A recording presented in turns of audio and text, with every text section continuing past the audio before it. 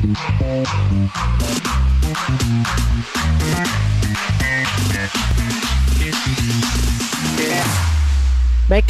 saya akan teruskan dengan pembicara berikutnya, yaitu Prof. Dr. Aryati, spesialis patologi klinik konsultan, yang akan membawakan mengenai strategi dalam pemeriksaan lab COVID-19.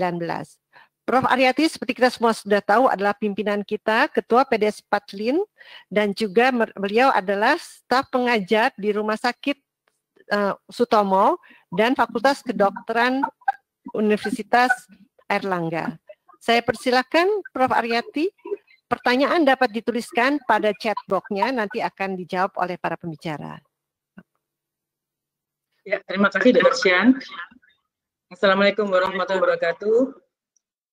Terima kasih Dr. Lia yang telah memprakarsai pertemuan siang ini. Maaf karena saya baru diberitahu kemarin sore, jadi baru tadi pagi buat cepet-cepetan 2 jam. Jadi saya hanya singkat-singkat saja. Saya lihat Prof. Ida hebat sekali, 15 menit saja. Mudah-mudahan saya juga hanya 15-20 menit. Prof. Mansur, Dr. Wiwit, teman saya, selamat bergabung, Dr. Windra, dan semua pemirsa yang ada. Jadi pada siang ini saya akan memaparkan mengenai strategi pemeriksaan lab COVID-19. Ini saya bagaimana ya caranya? Ya, oke. Topik bahasannya adalah hanya 4 saja. Mudah-mudahan masing-masing ini sekitar 3-5 menit saja. Jadi yang pertama adalah tentang modalitas lab COVID, fungsi pemeriksaan lab, awareness dan pitfall, serta protokol lab. Silakan.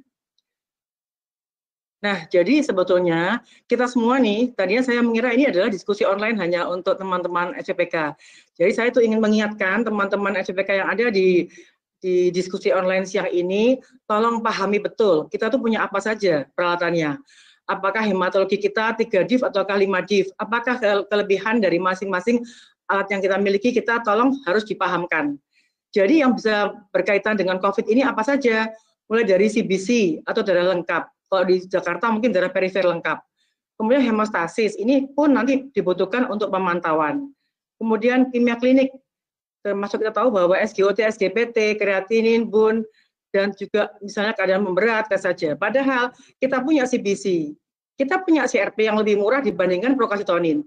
Itu semua bisa kita pakai untuk triase, untuk penapisan. Jadi bila kita mendapatkan adanya suatu limfosit absolut atau adanya suatu neutrophil lymphocyte ratio yang ternyata itu mendukung ke arah COVID dan CRP yang meningkat, nah ini perlu kita pantau. Jadi sebetulnya tidak perlu artinya semua kita keluar ketakutan artinya dalam hal rapid test tadi yang sekarang banyak dibuat paket-paket itu. Kalau kita lihat pada slide ini, kita lihat bahwa leukosit itu tidak terlalu spesifik karena pada kondisi normal pun sering terjadi pada infeksi SARS-CoV-2 ini pun dia juga akan normal atau kadang menurun sedikit. Tapi lihatlah pada limfosit count-nya atau limfosit absolut atau yang disingkat dengan ALC, absolute lymphocyte count, yaitu kalau pada umumnya kita semua di atas 1.500. Sedangkan bila di bawah 1.500 kita bisa lihat bahwa ini kemungkinannya akan bisa lebih tidak baik. Slide. Nah, bila kita lihat pada slide ini bahwa limfosit ini bila di bawah 1.500 rata-rata 83,2% pasien COVID ini memiliki limfosit absolut yang rendah di bawah 1.500. Slide. Dan parameter lain apa? CRP yang meningkat. Di samping itu ada D-dimer. Jadi pada slide ini hanya saya pilih-pilih yang di atas 40%. Jadi LDH yang meningkat. D-dimer itu biasanya kita gunakan juga untuk pemantauan. Slide. Dan bagaimana dengan neutrophil lymphocyte ratio? Dengan cut-off yang dipakai 3,13 dan juga NLR lebih dari 3,13 dengan usia yang lebih dari 50 tahun, ya dalam hal ini kita sekarang pakai 60 tahun, maka risiko akan meningkat 50% untuk keparahan penyakit. Tentunya kita lihat pada sejawat kita yang telah gugur karena COVID ini. Nah, ini sekarang sedang dilakukan audit, investigasi untuk penyebab, artinya kematian penyebab kematian itu apakah memang kondisi-kondisi terjadi pada mereka-mereka yang usianya sudah lebih dari 50 tahun. Slide. Nah, yang ketiga, bagaimana awareness-nya, pitfalls-nya. Kita tahu bahwa pre-analysis sangat penting. Misalnya, kita mau menggunakan pemeriksaan untuk rapid test. Rapid test itu kita tahu bahwa mau deteksi antibody dengan menggunakan apa? Apakah kapiler, atau ada EDTA, ataukah serum?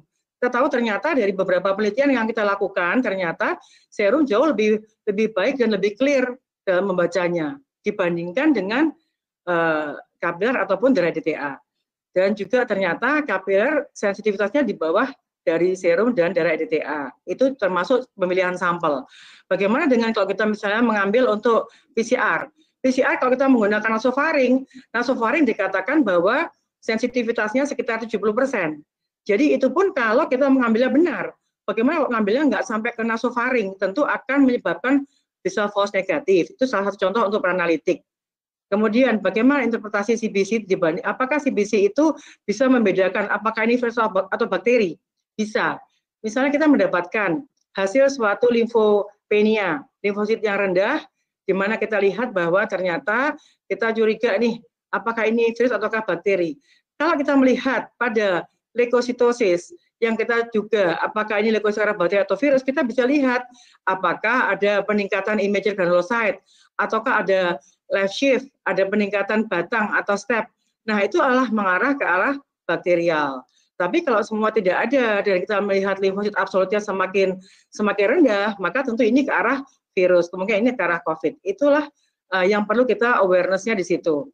Bagaimana dengan kita menginterpretasikan tadi molekuler, apakah itu PCR yang real time, ataukah yang konvensional, ataukah yang TCM. Terima kasih Prof. Ida tadi yang telah menerangkan berbagai macam kin. Kita tahu bahwa selain Gene Expert, ada juga Roche, ada juga Abbott, ada juga Bioneer, ada juga Biorat, Kiastat, dan berbagai ada standar biosensor, ada standar Q, ada GenBody, dan lain-lain. Semua itu memiliki target gen yang berbeda-beda. Tentu itu pun akan menyebabkan juga tanda petik itu adalah masalah. Seperti halnya kita jumpai adanya suatu presumptive diagnosis, terus diapain? Kalau kita jumpai adanya suatu yang positif seperti tadi halnya, tidak ada RDRP-nya, tidak ada N1, N2-nya, terus kita mau ngapain? Apakah itu dianggap harus diulang lagi? Nah, itu juga masih masalah. Hipotesis, berbagai macam yang beredar di WA, ada yang menggunakan hipotesis bermacam-macam. Nanti kita lihat. Hati-hati dalam menginterpretasi, dalam mengkombinasi antibody dengan PCR. Sekarang banyak beredar pakai tabel-tabel bahwa PCR negatif begini, PCR positif, nanti kita akan lihat bagaimana. Dan yang terakhir awareness-nya yaitu tahukah kita berapa sensi dan spesifik dari masing-masing reagen baik rapid test maupun PCR yang kita gunakan, itu pun masih banyak yang dipertanyakan. Pada intinya berbagai macam reagen yang ada itu kita harus sungguh-sungguh tahu bagaimana sensinya. Dan kita tahu bahwa rapid test pun sebetulnya juga banyak membantu dalam hal antrean-antrean dalam menunggu PCR yang ternyata cukup lama waktunya, yang dikatakan hanya 1-2 hari, ternyata teman-teman banyak yang mengeluh sampai 5 hari, bahkan sampai 8 hari belum keluar hasilnya. Slide. Nah, ini adalah contoh kalau kita melihat, ini dari IFCC, bahwa bila seseorang terinfeksi SARS, diagnosisnya idealnya apa? Idealnya memakai PCR. Nah, nanti kita akan lihat berapa lama PCR itu, berapa lama RNA virus itu bertahan dalam tubuh. Nah, sedangkan bila dia sudah sembuh, kita lihat bahwa ternyata pada saat recovery, kita bisa melihat untuk studi, untuk epidemiologi atau surveillance, di mana kita bisa melihat adanya kantong-kantong transmisi atau paparan. Disitulah tempatnya kita bisa penting menggunakan antibody. Di samping itu juga PCR pun dapat digunakan untuk surveillance epidemiologi. Slide. Nah, ini yang saya lebih cocok dengan respons imun yang seperti halnya dengue. Kalau kita melihat, kalau seseorang terinfeksi dulu dalam waktu yang lalu, kita tahu bahwa virus corona SARS-CoV-2 itu adalah mirip sekali dengan SARS-CoV di tahun 2002. Kemudian bagaimana dengan MERS di tahun 2011? Bagaimana dengan human coronavirus yang lain yang telah disampaikan oleh Prof. Ida tadi? Sejak 20 tahun lebih kita tahu bahwa ada human pathogenic, tadi ada beta, coronavirus, ada alpha coronavirus yang menyebabkan common cold yang banyak dijumpai pada umumnya di dunia maupun di Indonesia juga. Bila seseorang terinfeksi itu di masa yang lalu, maka akan terbentuklah antibodi. Dan apabila sekarang terinfeksi kembali yang sekunder, kita anggap sekarang itu sekunder, seperti halnya ini respons imun dengue, jadi pada saat kita terpapar kembali, baik kalau dipapar oleh SARS-CoV-2, maka antibodi yang terbentuk adalah itu adalah antibodi memang pada penderita SARS-CoV-2 atau COVID-19. Bagaimana bila yang menginjus adalah bukan SARS-CoV-2, tetapi beta corona atau alpha corona yang lain, yang tadi OC43, yang HKU berapa tadi itu, ya, yang NL63 atau yang 229E. Nah, itu semua adalah virus flu yang bisa meningkatkan dengan sangat cepat. Sehingga kalau ada hasil positif rapid test sesungguhnya itu bisa membantu juga teman-teman dalam antrian PCR. Tapi juga bisa tanda petik, bisa juga itu adalah false karena cross reaksi dengan virus corona yang lain. Sedangkan bila negatif, mungkin dia dalam masa inkubasi, belum terbentuknya antibodi atau mungkin pada pasien imunokompromis. Slide. Nah, ini adalah salah satu referensi yang saya pakai dari TAN 2020 di 24 Maret. Ini ternyata dia mengatakan bahwa titer IgM, kalau kita lihat di sini, hari ke-7 mulai meningkat. Dan ternyata hari ke-berapa ini? Hari ke-42 dia baru mulai menurun. Artinya IgM itu bisa untuk mendeteksi akut, dalam arti tanda petik kalau misalnya PCR tidak dapat dilakukan, atau PCR misalnya false negatif, karena PCR pun dapat false negatif, karena sensitivitasnya sekitar 70%, jadi 51 sampai dengan 67% pada berbagai referensi yang berbeda, ada yang mengatakan sensinya 71%, jadi masih ada 30% bisa false negatif. Nah, ini andai kata antibodi positif, ya, IgM positif, bisa saja dia pada fase akut. Nah, oleh karena itu PCR harus 2 kali berturut-turut. Nah, kemudian kapan dia hilangnya? Ternyata pada gambar yang merah ini, tanpa kita lihat, yang merah itu menunjukkan pada orang yang severe, yang kondisinya itu berat. IgM-nya, demikian juga IgG-nya, slide, bahwa IgG-nya pun juga akan lebih tinggi pada yang severe dibandingkan yang non-severe. Dan kemudian kita lihat, pada IgG ini juga hari ke-7 dia timbul, dan dia kemudian sampai hari ke-49. Hari ke-49 dia akan tetap akan tinggi, entah sampai keturunnya sampai hari ke-berapa, berarti belum selesai. Slide. Nah, ada fase di mana dapat kita jumpai yang kita inginkan, yaitu bila PCR positif, antibodi juga positif. Ternyata ada penelitian yang sedang dilakukan saat ini, 67%. Jadi ternyata ada pasien ya sebanyak 67% yang ternyata memang dia positif PCR-nya dan juga antibodinya. Apakah ini antibodi memang betul? Ya, memang betul true positif atau false positif ya. Nah, tapi kalau kita lihat bisa saja antibodi bisa meningkat lebih awal atau bahwa PCR atau RNA virus itu ada dalam waktu yang cukup lama. Pada referensi tadi yang TAN mengatakan bahwa dapat menjumpai adanya RNA virus COVID-19 ini di nasofaring sampai hari ke-38. Berarti tanda petik nih, setiap hari kita dibingungkan dengan berbagai referensi yang baru-baru sampai kita pusing. Slide. Nah, ini salah satu artikel, maaf sebelumnya. Nah, ini adalah salah satu artikel tentang serological assessment. Jadi ini di launching tanggal 1 April, ya, dapat dilihat di sini teman-teman, slide.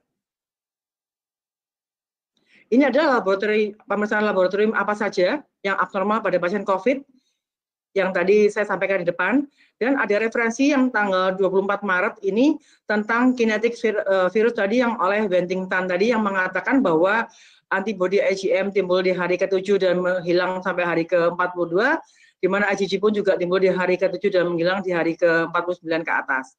Sedangkan beliau pun juga mengatakan bahwa RNA virus ini dapat dijumpai sampai pada hari ke-38. Slide. Nah, ini yang terakhir yang 8 April kemarin advice dari WHO, walaupun jadi WHO sebenarnya mengingatkan jangan mentah-mentah memakai advice ini karena ini masih tahapan riset. Slide. Jadi walaupun WHO mengatakan bahwa tidak merekomendasi antigen, karena dikatakan sensitivitas antigen antara 34 sampai dengan 80%, tetapi pada penggunaan antigen yang benar, artinya deteksi antigen apakah itu menggunakan anti-spike, apakah menggunakan anti-nucleocapsid yang tadi dikatakan oleh Prof. Ida, ataukah misalnya menggunakan deteksi antibody menggunakan antigen apa nih? Deteksi antibodinya menggunakan capture ataukah indirect, ini teknis banget ya untuk teman-teman PK. Kemudian antigen apa yang akan ditangkap? Apakah yang spike ataukah yang N? Karena dikatakan yang spike lebih tinggi sensinya dibandingkan yang nucleocapsid. Itu pun harus kita pertimbangkan. Sehingga memang masih dalam tahapan ini masih riset dan tidak boleh digunakan secara luas untuk penggunaan dalam keseharian. Slide. Yang terakhir, ini adalah protokol yang tadi malam saya sampaikan ke Satgas ID. Kebetulan kami kemarin Zoom online dengan dari PBID untuk audit kematian, untuk audit investigasi dari sejawat yang gugur. Jadi akhirnya karena kami diminta dari Parkin diminta untuk segera membuat protokol, saya mengajukan protokol ini bersama dengan beberapa teman-teman dari pengurus inti, yaitu protokol lab ini untuk screening, diagnosis, pemantauan, dan surveillance. Slide. Yaitu untuk screening. Kita lihat bagaimana nih, misalnya kita mau lihat, termasuk untuk dokter, untuk semesta, itu pun saya berharap di screening dulu aja, bagaimana CBC-nya. Apakah limfosit absolutnya di bawah 1.500? Apakah NLR-nya lebih dari 3,13 atau lebih dari 5,85? Bagaimana CRP-nya? Nah itu tolong dicek dulu. Paling enggak dengan yang tidak begitu mahal, kita bisa melihat data dasar. Kemudian idealnya screening atau deteksi dini menggunakan molekuler, mau TCM boleh, mau real time juga boleh. Slide. Untuk diagnosis, selain tentu klinis harus diperhatikan. Apakah hematologinya leukositnya normal ataukah limfosit absolutnya mulai turun? Nah ini mulai. Kalau kita mulai melihat ada limfosit, ini adalah suatu namanya triase pemilahan limfosit yang turun dengan NLR yang lebih dari 3,13 atau 5,85, CRP yang meningkat lebih dari 10 mg per liter. Mohon teman-teman dicermati ya, satuannya apa? Miligram per liter atau miligram per desiliter. CRP itu kalau menggunakan miligram per desiliter pakai nilai normalnya di bawah 1 dan menggunakan miligram per liter nilai normalnya di bawah 10. Kemudian menurut saya diagnosis itu bisa mengkombinasikan antibodi dengan PCR. Tadi kita sudah tahu bahwa PCR pun bukan segala-galanya. Masih ada kekurangan dalam hal sensitivitasnya, tadi 30% bisa false negatif. Tentu bisa ditangkap juga oleh antibodi. Ataupun dalam kondisi di mana sedang antrian untuk PCR. Ini pun bisa digunakan juga antibodi. Slide. Ini adalah hasil dari real case yang ada di rumah sakit kami, di Rumah Dr. Sutomo di Surabaya, di mana pasien ini kita lihat bersama-sama untuk teman-teman menghitung, limfosit persen itu adalah 5,9%. Tolong jangan hanya melihat persennya, tapi 5,9% per 100 kali berapa jumlah leukositnya. Yang sebelah kiri leukositnya adalah 8.910. Didapatkan limfosit absolutnya atau ALC-nya adalah berapa ini? 530. Jadi sangat rendah. Dan NLR-nya adalah, kenapa ini hilang ya? NLR-nya, ya udah, ini LR-nya sekitar 14. Nah, sedangkan yang sebelah kanan kita lihat, ya, NLR-nya adalah 14,68, sangat tinggi, di atas 5,85. Sedangkan sebelah kanan, kalau kita melihat limfositnya adalah 7%, 7/100 kali leukositnya adalah 15.000, leukositosis. Nah, ternyata di sini pun limfosit absolutnya adalah 1060, di bawah 1100. Dan NLR-nya pun 12,1. Jadi dengan pemecahan sederhana ini kita sudah bisa melihat bahwa pada pasien COVID ini kondisinya ternyata seperti ini. Slide. Nah, bagaimana alur rapid test antibody? Kita tahu bahwa pemerintah menggunakan OTG, ODP, PDP harus menggunakan rapid test lebih awal karena memang rapid test itu banyak sekali developannya, di mana kalau positif harus 2 kali berturut-turut, sehingga apabila kita menggunakannya rapid test itu di tempat-tempat yang tidak terkontrol dengan baik, tidak ada regulasi, maka akan terjadi lost cases seperti ini. Jadi kita akan kehilangan kasus yang positif.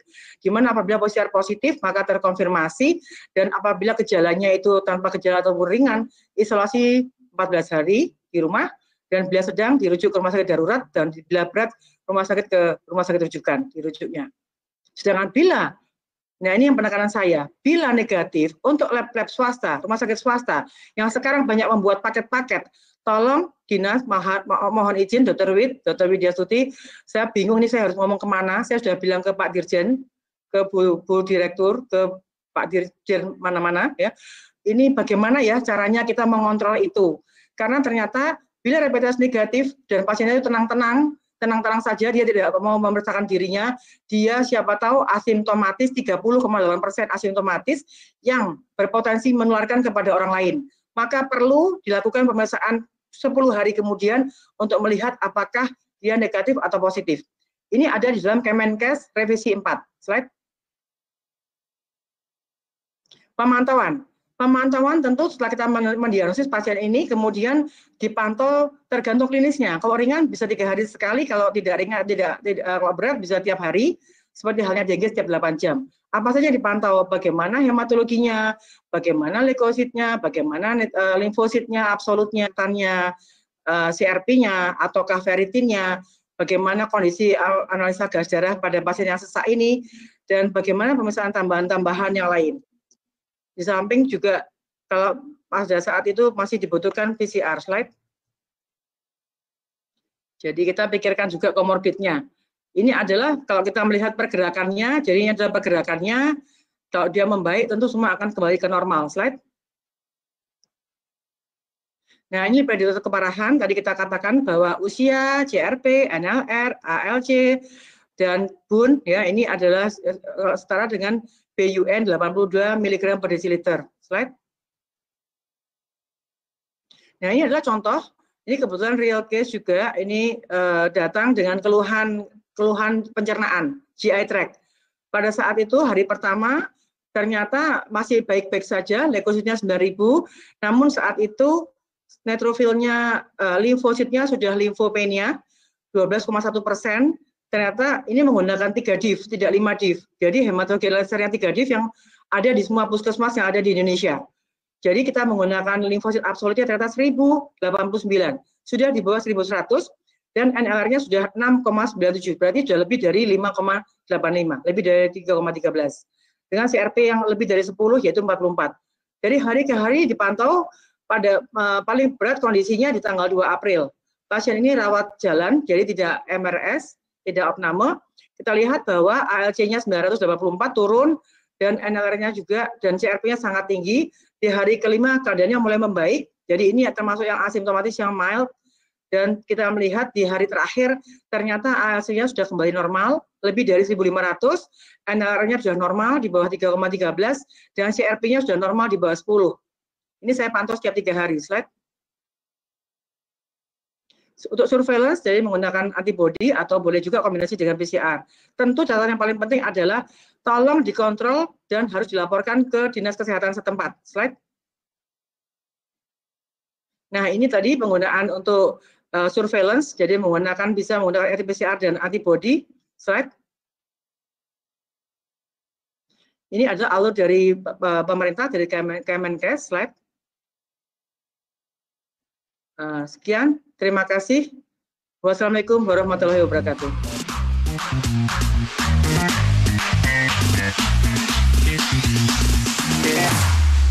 Here we go now.